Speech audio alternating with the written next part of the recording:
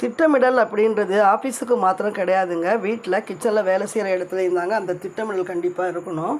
பார்த்தீங்கன்னா காலையில் நமக்கு அர்ஜென்ட் வேலை இருந்ததுன்னா நைட்டில் எல்லாத்தையும் நம்ம க்ளீன் பண்ணி வச்சிடணும். பாருங்கள், இப்போ நான் இன்றைக்கி லீவு பசங்களுக்கு, அதனால் லேட்டாக தான் எழுந்திரிச்சேன். சுண்டலும் காராமணியும் நான் ஊற போட்டேன் பாருங்கள். அதை ரெண்டாக எடுத்து பிரிச்சுக்கிட்டேன். ஒன்றை நாம் தாளித்து அது சுண்டலுக்காக ரெடி பண்ணி வச்சுட்டேன். அடுத்தது பார்த்திங்கன்னா இது குழம்பு, இது பூரி பண்ண போகிறோம் நம்ம.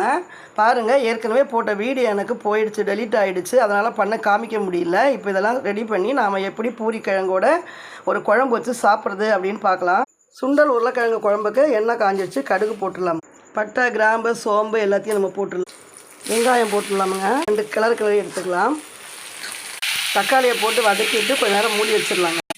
இந்த நேரத்தில் மிளகாத்தூளை போட்டு நல்லா கிளறி நல்லா வதக்கிக்கணுங்க. ப்ரௌன் கலராக நல்லா வதக்கி எடுத்து அரைச்சி வச்ச தேங்காய் சேர்த்துடலாம்.